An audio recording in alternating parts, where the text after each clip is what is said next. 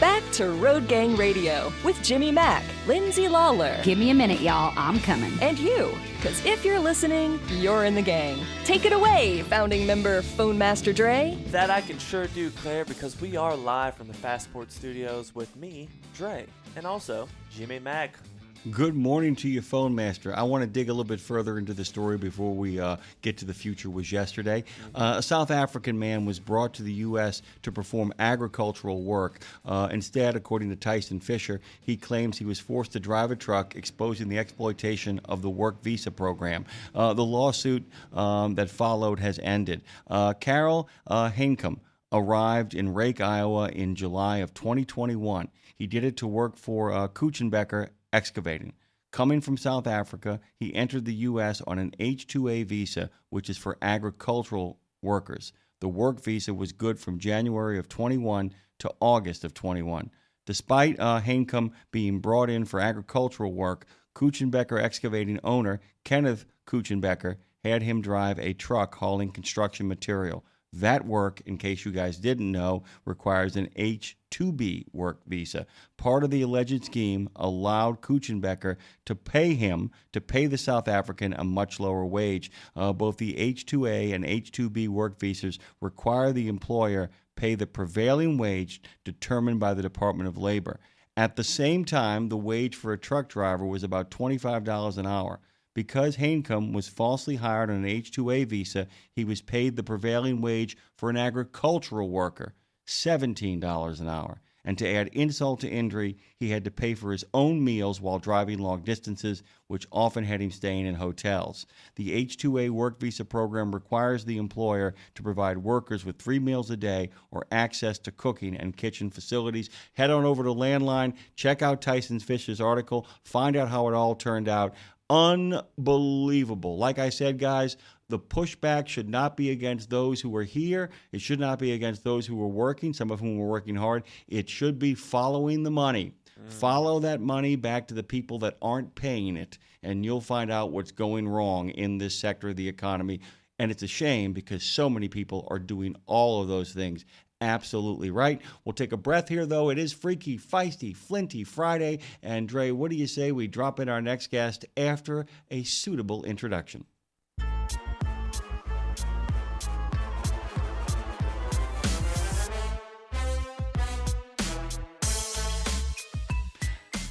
Of course, the future is yesterday can only mean one thing. Jane Jazrawy is here on the scene. Go to CarriersEdge.com, by the way, and you can find Jane over there and all the things that they do for the educational aspects and the continuing education and the upgrading your fleet and your business to the places you need it to go. They are the sponsors of The Future Was Yesterday and Education Station, and they've been with us for quite some time. So has Jane, and based on the music we just introduced you with, we know what the topic is, don't we? Hey, Jane, good morning. Tell us. Good morning. That's your last segment, or what you were just talking about. It's a real problem, and it'll be really good to have people be aware of it and have more awareness of it about, making workplaces better for drivers and, having people follow the rules. Yeah, and when you stand up for the little guy, Jane, this is what and by the way, got a lot of listeners out there, a lot of phone callers this morning who were so quick to point out that unless, of course, it's negligence or malfeasance on the part of the driver, so much of what we need to stand up for is the little guy, because when we stand up for the little guy, the guy who's getting shafted on his pay, the gal who's getting shafted on the workplace conditions, we are standing up for ourselves. And that's going to be, I think, the big fight that's coming in the 21st century is, do we know who our anger should be directed at? And I think it comes down, that's what that has been. Every other fight, there are only two kinds of fight in this world. There are fights between two bullies trying to figure out who's going to bully everybody else, or there are fights from people who just want to be who they want to be, and those people who want everybody to be who they want them to be, which means the only two fights are bullies versus bullies, or everybody standing up to a bully. That's it. There are no other fights. Everything else is just blowing jazz. Hey, Jane Jazrawy, good morning. Hey, Jimmy Mack. Good morning to you, too. So we're changing the topic here. As we should. As we should. As we should. Yeah. I just wanted to acknowledge that it was a very serious topic that you were talking about, and now we're segueing to a not so serious topic, which is Halloween. Woo! And Halloween of future and Halloween of the past, and what we used to do versus what we do now, and what we might be doing in the future. So let's kind of just dive in, by the way, and you and I can talk about. Well, Yeah. there's a little gap between us, but not much. Let's talk. Let's talk a little bit. What Halloween used to be. You tell me yours, and I'll tell you mine. Okay, well, nobody bought you anything. You made up a costume. Like you figured out, you borrowed things from your parents, you borrowed things from your friends, you put things on, and it was not very well done. There were a lot of masks, which we don't really have anymore, and nobody went with you. You went out by yourself and your friends, and you ran around and grabbed candy from people, and then you went back home. And it was like you didn't spend any money. You just did what you found what you could find and threw it on, and then went and yelled at people. We used to say, like, I grew up in Alberta, and we used to say Halloween apples. We didn't say trick or treat. That was a big weird thing for me when I moved to Ontario, that everybody else said trick or treat. You would say Halloween apples, and it became kind of Yeah, I don't know like why. Kleenex. It was like Kleenex. Is that what you're saying, basically? That apples became Kleenex for candy? I honestly don't know. If anybody knows why, that would be great, but I was in Edmonton, Alberta, and for some reason we said Halloween apples all the time, and I never said trick or treat ever when I was trick or treating. The only apple experience I had was my grandmother, who every year dressed up like a witch in a costume she made herself, would actually serve candied and caramel apples to kids, which of course you could do back then. You could actually come to the front door with tons of stuff then, homemade stuff. Now, if you're going to give out homemade stuff. Yeah. If you have homemade stuff now, one or two things is happening. Either it's a very selective party for people who actually know you, or child services is going to pay you a visit at that point. That's how it kind of is played out now. And I want to point out about the costume thing, too. Buying a costume in the 60s, 70s, or for a large portion of the 80s was considered Loserville because it always was cheap, it always was falling apart, and the masks were plastic and broke almost instantly. Nobody ever wanted to go to Halloween in a costume bought from like TG&Y. Nobody wanted any of that garbage. It was just a bad scene. If you came in a costume that you bought, you were a loser, which is why a lot of boys in particular went as cowboys. That was a big thing. A big thing. There was a lot of cowboys, yes, and I remember being a gypsy. That was another thing that was big, and it's probably not very appropriate anymore, but that was a thing. You were dressing up as not characters but things, like types of people, or like you would be an astronaut or a cowboy or something like that, or just a generic witch. You didn't have any characters that you were being at all. There was none of that. By the way, you could still dress up like a gypsy. You just have to make sure you call yourself a fortune teller. Dre's got something for you. Jane, that was my threat my dad did. He's like, if you don't get it together, I'm going to go drop you off with the gypsies. Do you remember that kind of nonsense? Get it together, or you're going to go stay with the gypsies. And I'm just like, cool, I get to travel. All right? Yeah. I mean, it's always a cool thing. No, that was not... I don't know. That's all I remember. But I remember that we were always dressing up as something generic. So if there was any kind of brand or kind of like something that you recognized, like somebody might dress up as Heinz ketchup or something like that, but you were making it yourself. And I think the homemade version of it was really what I remember. And I don't know if it was like that for you. That whole homemade thing. Oh, no. It's exactly what I remember from me. And by the way, I don't know if you know this. Before I got my PhD, when I did my master's, I had to write a play because it was an MFA, but you also had to have an academic component. So I took a class on ritual and magic. And I actually ended up writing my thesis paper on Halloween, about how it is basically a uniquely American holiday, a North American holiday to a large degree, and it's not simply a tradition brought over from Ireland, as a lot of people who are into the Wicca movement claim, but it's this kind of giant mass conglomeration of all kinds of different holidays and all kinds of different melting pot traditions, and it can become whatever it needs to be. You pointed out in your notes that the future of Halloween might in fact be its past. It's one of those places that doesn't exist online. So much of Christmas now is about, mail outs and internet stuff and music and all kinds of other stuff. But Halloween has always kind of existed in the real world. And you did something really fun here that a lot of our listeners can relate to. You have set up the rules of this. We talked about not making the costume too intricate. We talked about that. But you also point out two things. Candy trumps tech, and explain your no lights theory. My no lights theory? Oh, yes. Okay. So first of all, it doesn't matter what the technology is. So there are tons of apps, and I think I put in my notes like all of these different apps that you can use to track your kids and find out which house has the most candy and blah, blah, blah. But when kids go out for Halloween, they're going for candy. It is like, that's it. They're not going to look at each other's costumes. They're not going to look at anything that grown-ups look like. Grown-ups have a whole different approach to it. They are going to the houses that have candy. They're going to find the houses that have the biggest chocolate bars. Like the full-size chocolate bars is always the mythos of Halloween. It's always the largest chocolate bars. And you find out through word of mouth. You don't use apps.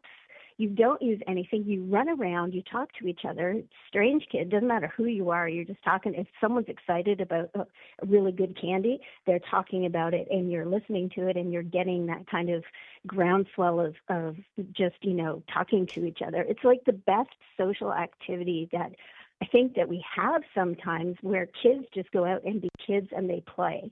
Like they are literally playing. They're running up to doors. They're talking to each other. Like they're literally running down the street. They're going to the places that are the brightest and the shiniest. And the tech does not matter. Even technical costumes, like the costumes are really intricate, and if they fall off, you're screwed. So like you want to make sure that you have something simple. You don't want to be dragging like some kind of fake head around, or like some kind of props or anything like that. You want simple as possible, so you can run from a house to another house that has lights on that you're going to go and get candy from. And that's kind of like, that's where it started. That's where it is now. And I think in the future, we're going to have that. What I meant about the dark houses is that, and it's still happening, is if you see a dark house, there's no candy. You don't need any, like it's the simplest form of communication. There's no lights on at the house, don't go there. That's it. Simplest, basic form of communication. That was, in the 70s when I was trick-or-treating. In the 60s, I was little. I didn't do it. But Same. In the 70s and 80s, it has continued, yes. This is really interesting. What? This is really interesting too, and you'll like this. There is a cynical theory about what Halloween is from an American standpoint, and there is a really, really wholesome take on what Halloween is in regards to its modern incarnation. Do you want the cynical or the independent one, particularly as it applies to our age bracket, many of the listenership of this particular show? Which one you want first, cynical or wholesome? Oh, cynical. Okay, the cynical one is that it's a capitalist propaganda machine. That the kid dresses themselves up in the hopes that their costume, in fact, will result in a payoff of goods and services. That it's basically teaching people about marketing and getting your brand out there. There is actually some serious takes that basically suggest that it's actually preparing kids for a capitalist culture. The wholesome approach to it, which I love, by the way, is that so you start Halloween usually as a little kid with your parents walking behind you. Every year your parents get further behind you until one year they're no longer with you. And at the same time, you never go trick-or-treating alone. What you do is you get friends together and you go to their house or they come to your house, from which point you then launch. in doing all of that, what you actually are doing is the same thing that boys and girls do when they get bikes, where you're slowly extending the boundary of childhood. And that kids working together in groups when they get old enough know how to cross the street together, they know how to stay together, they know how to socialize with each other, and it's one of that Halloween becomes a really great holiday to kind of celebrate your growing independence from your parents is the more wholesome take around it. And I would say that both things are true. Both things can be true at the same time. But I don't think that kids go into it thinking that they are learning corporate culture. They're learning that from everything everywhere. Like Christmas is even worse than Halloween. I mean, Christmas is just like a sell-a-thon, and then you have Black Friday, and then like Black Friday is all November, and then it's in the summer too sometimes. So they're getting that kind of indoctrination anyway, and it's really how you approach it. Do you approach it as encouraging people to get the best costume? Or are you encouraging it in terms of what do you want to be? Who's your favorite character? Do you want to try and make a costume? Do you want to, what part of it, like how do you go out and buy the costume for the child, or does the child have anything to do with it? Like, so that sort of growth part of it, where kids have the opportunity to kind of learn and grow a little bit, and like what you said, sort of separate from their parents. It's about how the parents treat it as well. So it can be really cynical, or it can be really wholesome, and you kind of want a balance of the two. But at the very base, I don't think it's really changed. I think adults have changed it. But when you get down to it, it's kids running around the house, running around the street. No, at the end of the day, I'm in agreement with you, by the way, and I think it's a real opportunity for kids to also socialize in ways that give them more of a sense of danger, what I would call a simulacrum of danger, not actual danger, but the idea that the imagery is dangerous, that it is at night, that the sun is going down, that often it's the first time they're allowed to stay out after dark because everybody else is staying out after dark. There are really great value lessons, like the light is. We go back to your original premise. The light is not on at that house. Leave those people be. Or maybe you don't want to get too close to the house without the lights. All of that kind of stuff plays through. All of that one, and you're also giving your kids a chance to have a sense of wonder and to kind of be able to explore the dark corners of things while also figuring out your strategy to make sure that they're going to be safe at the end of the day. But this is about the future, though, and I don't want to run out of time here. So what do you think? What is the future for Halloween? Where do you think it's headed? Where do you think it's going? I don't think that it's going to change very much in terms of kids, candy, and running around the neighborhood. I just don't think that's going to happen. However, I think what's going to happen is the decorations and the interaction with the candy and the child. So there has been a growing trend of we're going to just leave the candy on the porch and take one and that kind of thing. Like I've seen it happen. It's becoming more and more now that people are making jokes about it.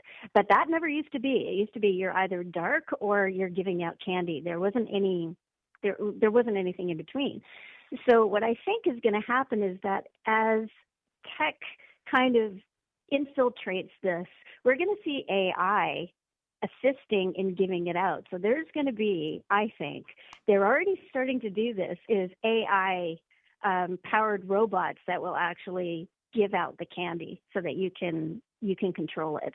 Or maybe it will be like Bluetooth controlled and then you can have robots giving out the candy. But it's going to be kind of a, hey, you want to leave candy out, you don't want to do the trick-or-treating thing, here's this robot thing that will do it for you. I think AI is such a fad right now, is that people will try and put AI into anything, and why not that? I got one That's for the you. prediction I have. Let me give you something, and I'm sure Okay. somebody has thought of this and they're already working on it. Our friends at Universal have things that are similar to this. Imagine this. Imagine a long, tall, slender, gaunt-faced man, an undertaker, somebody resembling Lurch, is on a porch. and the kids walk up, Right. and on the lawn is a motion detector. And when the kids cross that motion detector, there are speakers around the house where we hear, "Welcome to our Halloween home," and then they walk up there on the porch, and the automated robot up there, The animatronic. the animatronic literally lowers its hand, and like a Pez dispenser, a full-size candy bar comes out of its hand, and the kid takes it and walks away, having been given what they were going to be given. Or that there's an evil giant clown head, at which it then opens its mouth and spills out the contents of candy from its mouth to fill up the bag while the next kid stands there. And that you as an adult can be inside your house watching it on a video monitor, so if some Baron von Kriepenstein decides that he's going to do a triple reveal, you actually have another button to push that actually sets off a whole bunch of other scarier stuff outside to get them off the porch, to make sure every kid gets their fair share. That's where we could head. And we are kind of going there, because the animatronics that are triggered by sound are already there.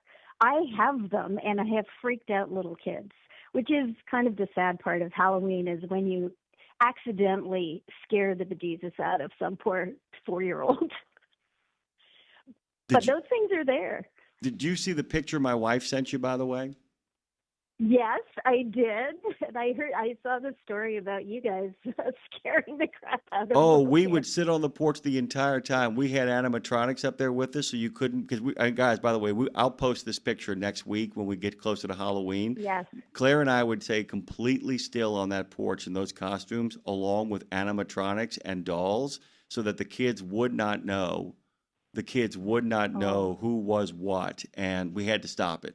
We had to stop it. We after the first couple You were of too times. scary. Well, and the problem is that we'd see like a 4-year-old coming down the block, and the mask would have to come off almost instantly. Like, we're not going to do that to a 4-year-old, because it was really fun to do it to the 9 to 11-year-old crowd.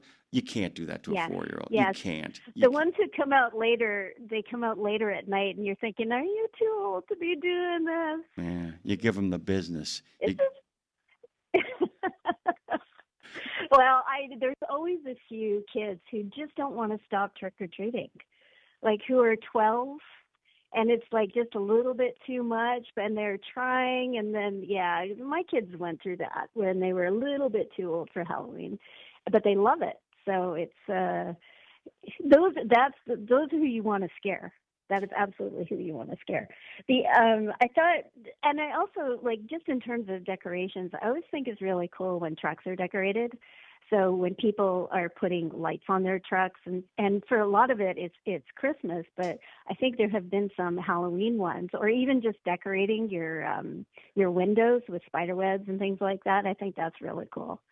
And by the way, we're going to encourage people to do that, guys. If in fact you have decorated your truck for Halloween in the past or in the present, do not hesitate to send us an email over at weekends@radionemo.com. We'd love to see that. Please send it on over. Get us that stuff, and we will post it, just like we're going to be posting Chowder's photos that he will be taking over the course of next week. Terry's photos, my photos, all that kind of groovy stuff. That's where the real arms races happen. There's a serious adult Halloween as well too. I mean, the offers I've gotten in the city of New Orleans for things to attend this weekend and next. But there's been and you mentioned this already, but there has been a real escalation across my mom and dad's neighborhood, across this neighborhood, of people decorating their homes for Halloween, and they do it early. So you can actually walk around a lot of these hoods and see a lot of spooky stuff. And what used to be cheap or homemade extraordinarily well, you can now walk into like Home Depot and buy yourself a giant Frankenstein monster for your front lawn. Giant. Yeah, like it's like 12 feet tall. I mean, it's incredible. What I want to just point out, just because our specialty is safety training, is like, don't block your view. If you're decorating your truck, make sure your visibility is still there. We don't need it. Like, I don't want anybody being pulled over because, you've got too many cobwebs on you and you can't see out your windshield. But going back to the decorating, I think that it is, that's where people are seeing that's where the money is. And so just what I love are the light shows. I have to say that you never had, obviously you never had back in the 70s, but the light shows that are set to music. So all of the Bluetooth speakers and all of the technology that you have can really give your house some ambiance. And, where you're playing creepy music, or you have lights that are set to music, and you can just go crazy with that. And I think that as you progress from a child who loves Halloween to an adult who loves Halloween, that's where people go. They start thinking, okay, what can I do for the decorations? How can I scare the crap out of children by dressing up and staying very still? By the way, you can also put motion detectors around your truck. By the way, if somebody gets too close, you can actually have a voice go, "What are you doing around my truck? Don't touch my rig." I think people should. You have to be careful if you're in a truck, like you're in a parking lot or something like that. That could be a little bad. I think it's really good, actually. Careful. I think more people deserve it. I think a lot of people need to get that kind of action in their life. Jane Jazrawy, as she always does, has joined us for The Future Was Yesterday, a recurring segment once a month here, by the way, and she will be, of course, joining us again at some point for Education Station as it continues to roll along. Guys, go to CarriersEdge.org, where you can find out all the information you need about how you can actually, CarriersEdge.com, where you can find out all the information you need to, as I say, upgrade yourself, take the next step towards carrier and small business independence, and make sure that your workforce is on the cutting edge of what is next, because the future was yesterday. Happy Halloween, Jane Jazrawy.